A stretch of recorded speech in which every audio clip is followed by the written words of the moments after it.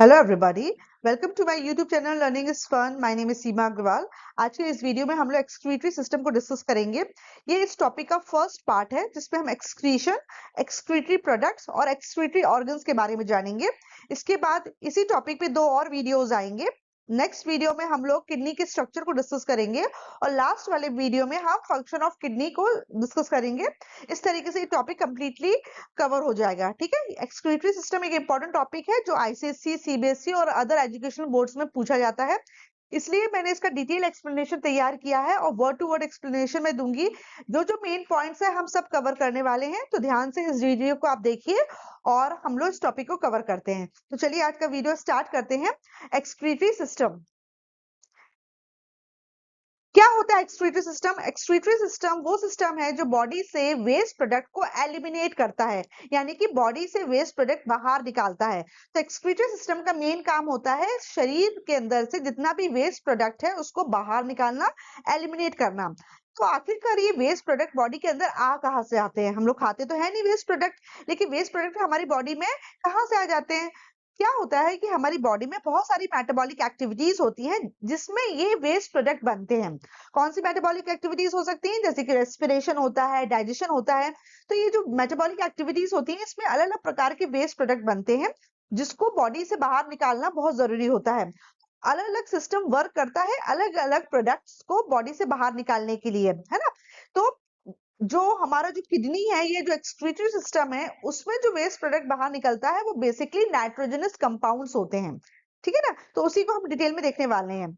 A large of waste products are formed during metabolic activities in the body.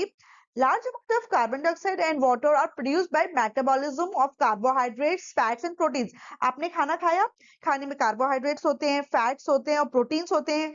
जब digestion process होता है तो ये कार्बोहाइड्रेट्स, फैट्स और प्रोटीन्स ऑक्सीडाइज होते हैं और फिर इनमें से एनर्जी रिलीज होती है।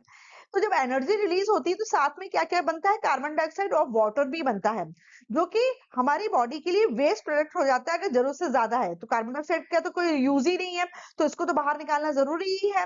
इसी तरीके से जब वाटर भी, एक्सेस वाटर भी हो जाता है हमारी बॉडी के अंदर, तो उसको भी बॉडी से बाहर निकालना पड़ता है। तो एक्सक्रीटरी सिस्टम इन्हीं जो प्रोडक्ट्स होते हैं इनको एलिमिनेट करने में हेल्प करता है। ठीक उसी तरीके से nitrogenous waste such as ammonia, urea, uric acid, etc. are formed from proteins and other complex nitrogenous compound. इसी तरीके से जो प्रोटीन्स होते हैं जब इनका ऑक्सीडेशन होता है तो बहुत सारे नाइट्रोजनस वेस्ट प्रोडक्ट्स बनते हैं, जैसे कि यूरिया, यूरिक एसिड, अमोनिया वगैरह।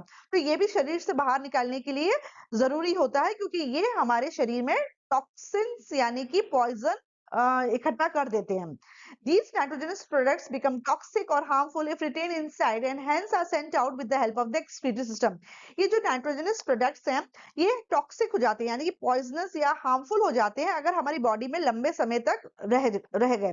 तो इनको बॉडी से बाहर निकालना बहुत जरूरी होता है। तो बेसिकली जो एक्सक्रीटरी सिस्टम आपका होता है वो इन्हीं नाइट्रोजनस प्रोडक्ट्स यानी कि अमोनिया, यूरिया, यूरिक एसिड, इस प्रकार के नाइट्रोजनस प्रोडक्ट्स को बाहर निकालता है और साथ में एक्सेस ऑफ वाटर को भी बाहर निकालता है। ठीक है, किस तरीके से निकालता है वो हम देखेंगे इसमें। एक्सक्रीशन, एक्सक्रीशन दो वर्ड से बना है, एक्स और क्रीट। एक्स मतलब होता है आउट, मतलब बाहर करना, और क्रीट मतलब फ्लो, बाहर की तरफ जो मेटाबॉलिक वेस्ट है उसको निकाल देना। शरीर से मेटाबॉलिक वेस्ट को बाहर करना ही एक्सक्रीशन कहलाता है। The process of removal of chemical waste mainly nitrogenous from the body is known as excretion. वो प्रोसेस जिसमें तुम केमिकल वेस्ट को बॉडी से बाहर करते हो उस प्रोसेस को हम एक्सक्रीशन कहते हैं। और बेसिकली एक्सक्रीशन में नाइट्रोजनस जो सब्सटेंसेस होते हैं यानी कि अमोनिया, यूरिया, यूरिक एसिड जैसे जो सब्सटेंस होते हैं जो नाइट्रोजन के कंपाउंड होते हैं वो बॉडी से बाहर निकलते हैं। Excretion plays an important role in maintaining the homeostatic यानी कि steady state condition of the body. Excretion बहुत जरूरी है हमारे शरीर के अंदर होमोस्टैसिस को मेंटेन करने के लिए। होमोस्टैसिस क्या है या होमोस्टैटिक क्या होता है? हमारा जो इंटरनल बॉडी का जो एनवायरनमेंट होता है ना, वो स्टेबल होना चाहिए। उसमें हर चीज ना एक ऑप्टिमम अमाउंट में प्रेजेंट होनी चाहिए, तब जाके हमारी बॉडी है अच्छे से फंक्शन करती है। पानी है वो जरूरत से ज्यादा नहीं होना चाहिए, जरूरत से कम नहीं होना चाहिए। ऐसे और भी जो प्रोडक्ट्स होते हैं वो जरूरत से ज्यादा या जरूरत से कम हमारी बॉडी के अंदर नहीं होना चाहिए। या साथ साथ में जैसे टेम्परेचर है, वो भी हमारा हमारा बॉडी का जो टेम्परेचर होता है वो भी एक मेंटेन चल के होके चलता है ना। तो हमारी बॉडी के अंदर एक स्टेडी स्टेट होता है। स्टेडी स्टेट को मेंटेन कौन करता है? एक्सक्रीशन करता है। कोई भी चीज जरूरत से ज्यादा है, इकट्ठी हो जाती है, तो बॉडी उसको बाहर निकाल देता है। तो होमोस्टेसिस को मेंटेन करने के लिए एक्सक्रीशन मेन रोल प्ले करता है। और एक्सक्रीशन क्या होता है? एक्सक्रीशन वो प्रोसेस होता है जब हम अपने शरीर से केमिकल वेस्ट, स्पेशली जो नाइट्रोजनस कंपाउंड होते हैं, उसको बॉडी से बाहर करते हैं। क्योंकि अगर ये नाइट्रोजनस कंपाउंड हमारी बॉडी में ज्यादा समय तक एक्यूमुलेट रहते हैं तो हमारा शरीर बीमार हो जाता है और अल्टीमेटली डेथ भी हो सकती है। Organs which are concerned with the formation, storage, and elimination of urine constitute the excretory system. Specially excretory system में वो सारे ऑर्गन्स आते हैं जो कि रिस्पॉन्सिबल होते हैं यूरिन के फॉर्मेशन में। यूरिन एक्सक्रीटरी सिस्टम में बेसिकली यूरिन बनती है, स्टोर होती है और फिर बॉडी से बाहर हो जाती है, एलिमिनेट हो जाती है ना। तो जो सारे ऑर्गन्स जो कि यूरिन फॉर्मेशन में, स्टोरेज में और एलिमिनेशन में हेल्प करते हैं वो एक्सक्रीटरी सिस्टम का हिस्सा होते हैं। ठीक है, तो कौन कौन से ऑर्गन्स होते हैं जो यूरिन के फॉर्मेशन और स्टोरेज और एलिमिनेशन में हेल्प करते हैं, वो हम देखते हैं। एक्सक्रीटरी सिस्टम को आप यूरिनरी सिस्टम भी बोल सकते हो, क्योंकि एक्सक्रीटरी सिस्टम में बेसिकली यूरिन बनती है ना। Excretion should not be confused with defecation, meaning passing out of faeces, that is the undigested food from the intestine. देखो, जो फीसेस जो रिमूवल होता है, जो फीसेस जैसे जो पॉटी जो लगती है और पॉटी जो हम बाहर निकालते हैं, वो किसका हिस्सा हो जाता है? वो डाइजेशन का हिस्सा हो जाता है ना। जब हमारा जो अनडाइजेस्टेड फूड होता है वो पॉटी के रूप में, यानी कि जो उसको हम बायोलॉजिकल टर्म में फीकल मैटर कहते हैं या फीसिस कहते हैं, फीसिस के रूप में बाहर निकलता है। ठीक है, लेकिन वो इंटेस्टाइन से बाहर निकलता है। तो जो डिफिकेशन जो है ना, वो एक्सक्रीशन का हिस्सा नहीं है। एक्सक्रीशन में क्या आता है? एक्सक्रीशन में यूरिन फॉर्मेशन आता है। यूरिन जो बाहर निकलती है शरीर से, तो वो जो चीज है वो एक्सक्रीशन का हिस्सा आएगा। लेकिन जो डिफिकेशन होता है वो, उसमें जब अनडाइजेस्टेड फूड शरीर से बाहर निकलता है इंटेस्टाइन से, तो फिर वो आपका एक्सक्रीशन का हिस्सा नहीं है, वो पार्ट ऑफ डाइजेस्टिव सिस्टम ही है, डाइजेशन का ही हिस्सा होता है डिफिकेशन। ठीक है, इसी तरीके से जब आप इनहेलेशन और एक्सहेलेशन करते हो, और एक्सहेलेशन में आपका कार्बन डाइऑक्साइड लंग से बाहर निकलता है, ये भी एक्सक्रीशन का हिस्सा नहीं है, ये आपका रेस्पिरेशन का हिस्सा है। तो आपको ध्यान देने वाली बात है कि डिफिकेशन एक्सक्रीशन का हिस्सा नहीं है, ये डाइजेशन का हिस्सा है। ठीक उसी तरीके से passing out of carbon dioxide भी एक्सक्रीशन का हिस्सा नहीं होता है, ये रेस्पिरेशन का हिस्सा होता है। तो ह्यूमंस में urinary system is more appropriate than the excretory system. तो इंसानों के केस में हम कह सकते हैं कि एक्सक्रीटरी सिस्टम का मतलब होता है यूरिनरी सिस्टम, मतलब वो सिस्टम जिसमें यूरिन फॉर्म होती है और यूरिन के द्वारा बहुत सारे मेटाबॉलिक वेस्ट, स्पेशली जो नाइट्रोजनस वेस्ट होते हैं, उसको शरीर से बाहर निकालते हैं। ठीक है ना, क्योंकि आप बोलोगे कार्बन डाइऑक्साइड भी तो जरूरी नहीं है हमारे शरीर के लिए, वो भी बाहर निकलती है, यानी कि आपने वेस्ट प्रोडक्ट बाहर निकाला ना, तो वो एक्सक्रीशन हो गया। नहीं, वो एक्सक्रीशन का हिस्सा नहीं कहलाएगा, वो आपका रेस्पिरेशन का हिस्सा कहलाएगा। क्योंकि जो ऑर्गन्स और जो प्रोसेस में इन्वॉल्व होता है वो रेस्पिरेटरी सिस्टम का हिस्सा होता है। ठीक है, उसी तरीके से जब अनडाइजेस्टेड फूड शरीर से बाहर निकलता है, तो जो भी उसमें ऑर्गन्स इन्वॉल्व होते हैं और जो सिस्टम इन्वॉल्व होता है वो डाइजेस्टिव सिस्टम इन्वॉल्व होता है, एक्सक्रीटरी सिस्टम इन्वॉल्व नहीं होता है। तो ह्यूमंस के केस में एक्सक्रीटरी सिस्टम बेसिकली रिस्पॉन्सिबल होता है यूरिन फॉर्मेशन के लिए, और यूरिन के द्वारा ही आपका जो होता है वेस्ट प्रोडक्ट बाहर निकलता है। ठीक है ना, अभी हम देख रहे हैं कि जो हमारा यूरिनरी सिस्टम होता है ह्यूमंस का, या एक्सक्रीटरी सिस्टम होता है, उसमें क्या क्या होते हैं? किडनीज होते हैं, यूरेटर होते हैं, ब्लैडर होता है, ठीक है, यूरेथरा होता है, ये मेन ऑर्गन्स होते हैं एक्सक्रीटरी सिस्टम के। Substances to be got rid off, क्या क्या सब्सटेंसेस होते हैं जो कि हमें शरीर से बाहर निकालने जरूरी होते हैं? There are number of chemical substances which are regularly formed in our body और which are absorbed through the food that must be got rid of, otherwise they become harmful. बहुत सारे केमिकल सब्सटेंसेस लगातार हमारे शरीर में बनते रहते हैं, या कभी कभी हमारे फूड के द्वारा हमारे शरीर के अंदर पहुंच जाते हैं, जिसको बाहर निकालना बहुत जरूरी होता है, नहीं तो ये हार्मफुल हो जाते हैं। वो सब्सटेंस क्या होते हैं? कार्बन डाइऑक्साइड तो कार्बन डाइऑक्साइड आपका एक रेस्पिरेटरी प्रोडक्ट है। आप जब इनहेलेशन और एक्सहेलेशन करते हैं, आपके ब्लड का ऑक्सीजनेशन और डीऑक्सीजनेशन होता है, तो उसमें क्या होता है, कार्बन डाइऑक्साइड प्रोड्यूस होती है। तो ये एक सब्सटेंस है जिसको बॉडी से बाहर निकालना बहुत जरूरी है। लेकिन जो कार्बन डाइऑक्साइड है वो रेस्पिरेटरी प्रोडक्ट है। उसी तरह जो नाइट्रोजनस मेटाबॉलिक वेस्ट होते हैं, वो बहुत सारी मेटाबॉलिक एक्टिविटीज, यानी कि आपका जब ऑक्सीडेशन होता है कार्बोहाइड्रेट्स, फैट्स और प्रोटीन्स का, तब ये नाइट्रोजनस वेस्ट प्रोडक्ट निकलते हैं और जिसको बॉडी से बाहर निकालना जरूरी होता है।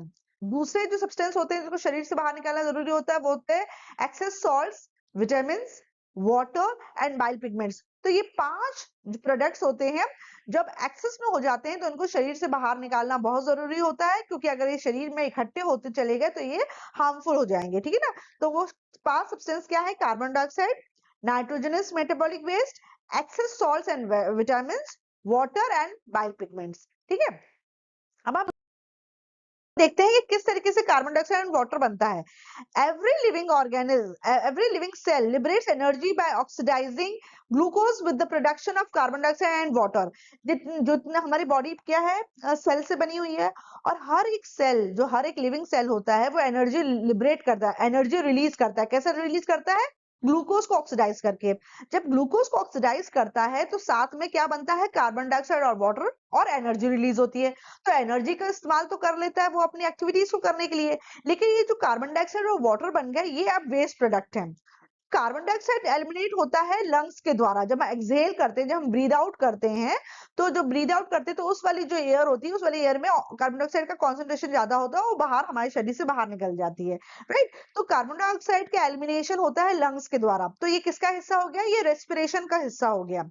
The water becomes a part of the rest of the water in the body। और जो तुम्हारा ग्लूकोज के ऑक्सीडेशन से जो वाटर बना था, ये वाटर क्या होता है, हमारे शरीर के बाकी वाटर में मिल जाता है, जैसे यानी कि जो ब्लड में वाटर एब्जॉर्ब होता है उसका हिस्सा निकल बन जाता है, और बाद में ये किडनीज के द्वारा शरीर से बाहर निकलता है। एक्सेस वाटर जो होता है, सारा पानी बाहर नहीं निकलता है, लेकिन जो एक्सेस वाटर है, जरूरत से ज्यादा पानी हमारी बॉडी को नहीं चाहिए, जितना चाहिए उतना तो रहता है, लेकिन जो एक्सेस होता है वो किडनी के द्वारा बॉडी से बाहर निकल जाता है in the form of urine. तो आपको समझ में आया कि पहला जो सब्सटेंस है जिससे बॉडी को छुटकारा चाहिए, वो है कार्बन डाइऑक्साइड और वाटर। कार्बन डाइऑक्साइड वाटर कैसे बने, जो लिविंग सेल्स है उन्होंने ग्लूकोज को ऑक्सीडाइज किया एनर्जी रिलीज करने के लिए, और इस प्रोसेस में कार्बन डाइऑक्साइड और वाटर बने। जो कार्बन डाइऑक्साइड है वो लंग्स के द्वारा शरीर से बाहर निकल जाते हैं, जबकि जो वाटर होता है वो वाटर दूसरे वाटर बाकी बॉडी में जो बाकी का पानी है उसके साथ मिल जाता है, और बाद में एक्सेस वाटर आपका किडनी के द्वारा निकल जाता है। सेकेंड जो सब्सटेंस है जो बॉडी से बाहर निकलना जरूरी होता है, वो होता है nitrogenous metabolic waste. Nitrogenous metabolic waste में बेसिकली आ जाते हैं यूरिया, यूरिक एसिड और अमोनिया। ये नाइट्रोजनस कंपाउंड होते हैं जो कि बॉडी से बाहर निकालना जरूरी होते हैं। ये कहाँ बनते हैं, ये मेनली लिवर में बनते हैं और डेड प्रोटीन से बनते हैं। These are produced mainly in the liver from the dead protein remains of the other tissues that are brought to it. क्या होता है, जो तुम्हारा डेड प्रोटीन होता है, जब वो ऑक्सीडाइज होता है तब आपका अमोनिया या ये नाइट्रोजनस प्रोडक्ट्स बनते हैं, और ये बेसिकली लिवर में बनते हैं। Any extra amino acid digestion products of protein cannot be stored in the body। अगर जरूरत से ज्यादा अमीनो एसिड है आ गया है, तो आपको अमीनो एसिड को बॉडी में स्टोर करने का कोई भी प्रोविजन नहीं है। मतलब अगर एक्सेस अमीनो एसिड है तो आपकी बॉडी में वो अमीनो एसिड आपके शरीर से बाहर निकलेगा। तो क्या होता है, लिवर में ये एक्सेस अमीनो एसिड आ जाता है और ये यूजेबल या स्टोरेबल ग्लूकोज में कन्वर्ट हो जाता है और यूरिया में कन्वर्ट हो जाता है। तो ग्लूकोज तो ऑक्सीडाइज होकर एनर्जी रिलीज कर देता है, लेकिन जो यूरिया होता है इसको बॉडी में आप स्टोर नहीं कर सकते, क्योंकि यूरिया बहुत ही ज्यादा पॉइजनस हो जाता है, और इसलिए इसको हम शरीर से बाहर निकाल देते हैं, क्योंकि अगर यूरिया ज्यादा इकट्ठा हो जाएगा तो डेथ हो सकती है, राइट। तो urea is excreted out through the kidneys. तो याद रखो कि यूरिया कैसे बाहर निकलता है शरीर से, किडनीज के द्वारा। तो जब आपका जितनी प्रोटीन की जरूरत होती है आपकी बॉडी बिल्डिंग के लिए, रिपेयर और मेंटेनेंस के लिए, लेकिन जब जरूरत से ज्यादा अमीनो एसिड हमारी बॉडी में, आपने ज्यादा प्रोटीन खा लिया, ठीक है, जरूरत से ज्यादा अमीनो एसिड आपकी बॉडी में इकट्ठा हो गया, तो ये अमीनो एसिड को बॉडी में स्टोर करने का कोई प्रोविजन नहीं होता है। तो फिर क्या होता है, ये एक्स्ट्रा जो अमीनो एसिड होता है वो लिवर पे आता है, और लिवर इसको ना ब्रेक डाउन करती है और यूजेबल ग्लूकोज में कन्वर्ट कर देती है यूरिया में। तो ग्लूकोज का तो यूटिलाइजेशन वो कर लेती है एनर्जी रिलीज करने में, लेकिन जो यूरिया बन गया है, अब यूरिया का कोई काम नहीं है शरीर के अंदर, क्योंकि यूरिया जो होता है वो पॉइजनस होता है। तो इसको शरीर से ये बाहर निकाल देता है और इसको बाहर निकालने का काम कौन करता है? किडनी करती है, ठीक है। इसी तरीके से हमारे शरीर के अंदर बहुत सारे एक्सेस सॉल्ट्स हो जाते हैं, जैसे कॉमन सॉल्ट NaCl हो गया, या एक्सेस वाटर सॉल्युबल विटामिन भी होते हैं, जैसे विटामिन बी और विटामिन सी भी जरूरत से ज्यादा आपने ले लिए हैं, तो ये भी फिर शरीर के अंदर रहने की जरूरत नहीं होती, उसको भी बाहर निकालना होता है, ठीक है। नेक्स्ट जो प्रोडक्ट बाहर निकलता है बॉडी से, वो क्या होता है? Water. Water is taken in with food and beverages in large quantities. हम खाने के द्वारा, या पानी पीते हैं, या चाय पीते हैं, या शरबत पी रहे हैं, कोल्ड ड्रिंक पी रहे हैं, इसके द्वारा हम बहुत सारा पानी अपने शरीर के अंदर ले लेते हैं, जिसको बॉडी से बाहर निकलना बहुत जरूरी होता है। The excess quantity of water is removed, which incidentally also serve as a useful purpose of dissolving the harmful materials to carry them out. तो जो जरूरत से ज्यादा पानी है उसमें बाकी के सारे जो harmful substances है वो dissolve हो जाते हैं, और वो पानी के साथ साथ हमारी बॉडी से बाहर निकल जाते हैं in the form of urine. Bile pigments chiefly yellow bilirubin. Next जो प्रोडक्ट होता है, नेक्स्ट जो सब्सटेंस होता है जिसको बॉडी से बाहर निकालना है, वो होता है बाइल पिगमेंट्स। ये येलो कलर के होते हैं, और इसलिए होते हैं क्योंकि इसमें एक पिगमेंट होता है बिलिरुबिन, जो इसको येलो कलर देता है।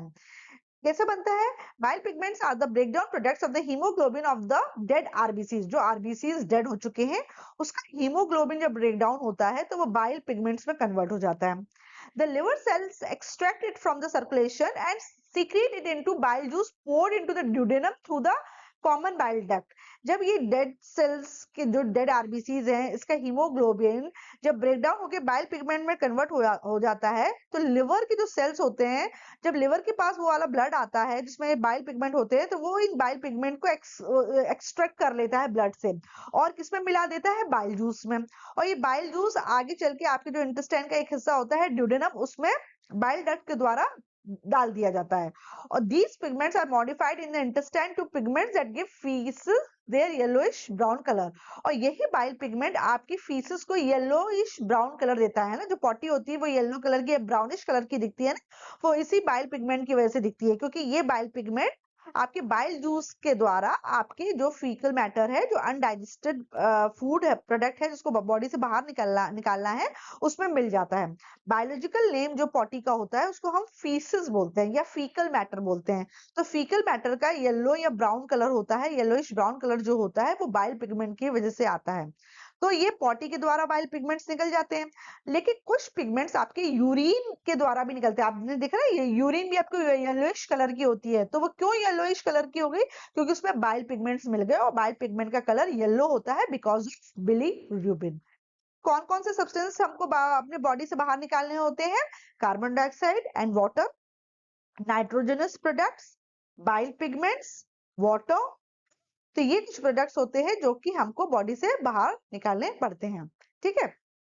नाउ जो जैसे अब इसको हम समराइज कर लेते हैं। जो कार्बन डाइऑक्साइड है उसको रिमूव कौन करता है? लंग्स। लंग्स एक्सक्रीटरी ऑर्गन है कार्बन डाइऑक्साइड के लिए। और कैसे रिमूव होता है? As a gas in expired air. जो हमने सांस छोड़ी, उस वाली हवा में कार्बन डाइऑक्साइड आपकी बाहर निकल जाती है। फिर जो मिनरल सॉल्ट्स होते हैं, यानी कि नाइट्रोजनस वेस्ट प्रोडक्ट, जैसे कि मेनली यूरिया, क्रेटिनाइन और यूरिक एसिड, और जितने भी सॉल्ट्स बनते हैं वो तुम्हारे किडनी के द्वारा और स्किन के द्वारा निकलते हैं। किडनी में यूरिन के थ्रू निकलते हैं, और स्किन से कैसे निकलते हैं? जब आपको पसीना आता है तो पसीने में ये नाइट्रोजनस वेस्ट डिसॉल्व रहते हैं, और ये भी जब पसीना आता है तो ये भी हमारे शरीर से बाहर निकल जाते हैं, ठीक है, बहुत स्मॉल क्वांटिटी में। मेनली तो ये प्रोडक्ट यूरिन के फॉर्म में किडनी के द्वारा बाहर निकलते हैं। उसी तरीके जब एक्सेस वाटर होता है उसको निकालने के लिए 3 ऑर्गन्स रिस्पॉन्सिबल होते हैं, किडनीज, स्किन और लंग्स। मेनली किडनी रिस्पॉन्सिबल होती है, एक्सेस वाटर तुम्हारी यूरिन के रूप में बाहर निकल जाती है ना। स्किन भी जब पसीना आता है तब तुम्हारा स्वेट में जो मेन वो होता है कॉन्स्टिट्यूएंट, वो क्या होता है? वाटर ही तो होता है। तो एक्सेस वाटर थोड़ा बहुत तुम्हारा स्किन के द्वारा स्वेटिंग के थ्रू निकल जाता है।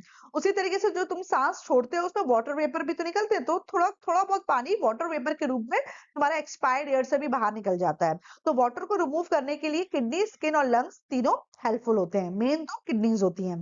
बाइल पिगमेंट्स जो है, जो कि हीमोग्लोबिन के ब्रेकडाउन से बनते हैं, वो लिवर के द्वारा निकलते हैं, और बेसिकली ये इंटेस्टाइन से जाते हैं। इंटेस्टाइन के थ्रू ये बाहर निकलते हैं, क्योंकि जो बाइल जूस होता है उसमें ये बाइल पिगमेंट्स आ जाते हैं। ये ड्यूडेनम में बाइल जूस मिल जाता है, फिर जो फीकल मैटर होता है उससे ये बाहर निकल जाते हैं, ठीक है। थोड़ा बहुत बाइल पिगमेंट आपके यूरिन में भी मिल जाता है, इसलिए यूरिन का कलर येलो होता है। तो 5 एक्सक्रीटरी सब्सटेंस होते हैं जिसको बॉडी से निकालना जरूरी होता है। वो होते हैं carbon dioxide, mineral salts, nitrogenous waste products, water and bile pigments. ठीक है, और कौन कौन से एक्सक्रीटरी ऑर्गन्स होते हैं? लंग्स, किडनी और स्किन एंड लिवर। ये 4 आपके मेन है, लंग्स, किडनी, स्किन और लिवर, जिसके द्वारा ये सारे प्रोडक्ट्स बॉडी से एलिमिनेट होते हैं। Excretion is the removal of all harmful and unwanted products from the body, especially the nitrogenous waste. तो ये proper definition आ गई आपकी excretion की। Excretion क्या है? Excretion is the removal of all harmful and unwanted products. वो सारे products जो हमारे शरीर के लिए harmful है, जो हमारे शरीर के लिए unwanted है, मतलब जिनकी जरूरत नहीं है, उसको जब हम बाहर निकालते हैं तो वो excretion कहलाता है। और mainly इसमें हम लोग nitrogenous waste को body से बाहर निकालते हैं। ठीक है, तो इस डायग्राम में बताया है कि तुम्हारे जो एक्सक्रीटरी ऑर्गन्स हैं वो कौन से हैं? स्किन है, लंग्स है, किडनी है, लिवर है, फिर तुम्हारा ये जो लार्ज इंटेस्टाइन है, ब्लैडर है, ये सबसे तुम्हारा जो एक्सक्रीटरी प्रोडक्ट होता है वो शरीर से बाहर निकल जाता है। लंग से कार्बन डाइऑक्साइड, वाटर बाहर निकल जाती है। Liver urea produces urea from the amino acids और फिर उसको एक्सक्रीट करने में हेल्प करता है। Kidney excrete water, minerals, ions and urea, और skin excretes water and mineral ions. ठीक है ना, तो ये बहुत अच्छी डेफिनेशन है एक्सक्रीशन की, इसको एज इट इज लर्न करो। साइंस में डेफिनेशन आपको कोट करनी है, आपको ओन वर्ड्स में डेफिनेशन नहीं लिखनी है। इसलिए नहीं लिखनी है, कभी कभी क्या होता है हम लोग कुछ इंपॉर्टेंट वर्ड मिस कर देते हैं जब हम अपने ओन वर्ड्स में डेफिनेशन लिखते हैं, जिससे हमारे मार्क्स कट हो जाते हैं। तो आप डेफिनेशन को एज इट इज लर्न करो ताकि आप उसको एज इट इज कोट कर दो वहां पे। तो इसका बहुत अच्छी डेफिनेशन है। Excretion is the removal of all harmful and unwanted products from the body, especially the nitrogenous waste. ठीक है, जो मेन एक्सक्रीटरी ऑर्गन्स हैं ह्यूमंस में या मैमल्स में, वो है किडनीज, स्वेट ग्लैंड्स और लंग्स। किडनीज के बारे में तो हम पढ़ने ही वाले हैं। These are the primary excretory organs throwing out excretory products, chiefly urea in the form of urine. Main जो एक्सक्रीटरी ऑर्गन है हमारी बॉडी में वो किडनी है, जो कि आपका यूरिया को शरीर से बाहर निकालने में हेल्प करता है यूरिन के फॉर्म में। दूसरा दूसरा जो एक्सक्रीटरी प्रोडक्ट है वो है एक्सक्रीटरी ऑर्गन है वो है sweat glands. Excretion by sweat gland is incidental. Actually जो स्वेट ग्लैंड्स होते हैं उनका काम एक्सक्रीशन का नहीं होता है, उनका मेन काम होता है थर्मो रेगुलेशन, मतलब हमारे बॉडी के इंटरनल टेम्परेचर को मेंटेन करना। हमारा शरीर अंदर से जरूर से ज्यादा गर्म या जरूर से ज्यादा ठंडा नहीं होना चाहिए। जब हमारी बॉडी के अंदर बहुत ज्यादा हीट बन जाती है तो वो टेम्परेचर को रेगुलेट करने के लिए हमारी जो हीट पसीने के रूप में बाहर निकलती है। जब पसीना आता है ना तो पानी तो बाहर निकलता है, साथ में हीट भी वो अपने शरीर से बाहर निकाल देता है। इसलिए जब पसीना आता है ना तो हमें अंदर ठंडक लगती है। तो मेन जो काम है आपका स्वेट ग्लैंड्स का वो है ताकि हमारे शरीर के अंदर कूलिंग इफेक्ट आ सके, थर्मो रेगुलेशन रह सके, एक कांस्टेंट बॉडी टेम्परेचर मेंटेन हो सके। लेकिन इस प्रोसेस में क्या होता है, वाटर बाहर निकलता है जो कि अपने साथ एब्जॉर्ब्ड हीट भी ले जाता है और थोड़े अमाउंट में नाइट्रोजनस वेस्ट को भी बाहर निकाल देता है। तो इसलिए हम कह सकते हैं कि स्वेट ग्लैंड भी एक एक्सक्रीटरी ऑर्गन है। The sweat secreted carries with it small amount of nitrogenous waste. Sweat glands pass out sweat only when required for cooling, so truly they are not excretory. Actually sweat glands तभी activate होते हैं जब अंदर का body temperature बढ़ जाता है, body को कूल होने की जरूरत होती है तब। इसलिए हम इसको डायरेक्टली एक्सक्रीटरी ऑर्गन नहीं कह सकते, ये इंसिडेंटल है, क्योंकि चूंकि ये स्वेट बाहर निकाल रहा है, थोड़ा बहुत एक्स्ट्रा पानी, हीट और कुछ नाइट्रोजनस वेस्ट भी बाहर निकल जाते हैं। लंग्स है excretion by lungs in the form of carbon dioxide release in the expired air. Lungs carbon dioxide को बाहर निकालने में मदद करती है। जब एक्सहेलेशन होता है तो वो एक्सपायर्ड एयर जो होती है, जो सांस हम बाहर छोड़ते हैं, उसमें कार्बन डाइऑक्साइड डिसॉल्व होकर बाहर निकल जाती है। राइट, तो देखो ये जो मेन एक्सक्रीटरी ऑर्गन है, स्किन से urea, lactic acid, excess salt, excess water sweat के रूप में बाहर निकल जाता है। स्वेट यानी होता है पसीना। राइट, किडनी जो होती है, किडनी से एक्सेस सॉल्ट, एक्सेस वाटर और नाइट्रोजनस वेस्ट बाहर निकलते हैं यूरिन के फॉर्म में, और यही हमारा मेन एक्सक्रीटरी ऑर्गन है। तो इस टॉपिक में हम किडनी के बारे में या यूरिन फॉर्मेशन के बारे में ही डिटेल में पढ़ने वाले हैं। लंग्स में कार्बन डाइऑक्साइड और एक्सेस वाटर निकलता है in the form of water vapour. Liver में से बाइल पिगमेंट एक्सक्रीट आउट होते हैं और नाइट्रोजनस कंपाउंड जैसे कि अमोनिया, यूरिया, यूरिक एसिड और ट्राइमेथाइल अमीनो ऑक्साइड है। ठीक है, तो ये आपके मेन एक्सक्रीटरी ऑर्गन्स हो गए।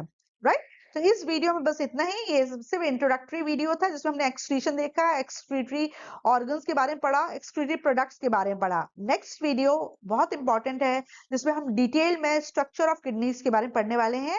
स्ट्रक्चरल और फंक्शनल यूनिट ऑफ किडनी यानी कि नेफ्रॉन, जिसको हम यूरिनिफेरस ट्यूब्यूल्स या किडनी ट्यूब्यूल्स भी बोलते हैं, उसके बारे में हम पढ़ेंगे। Alright, thank you.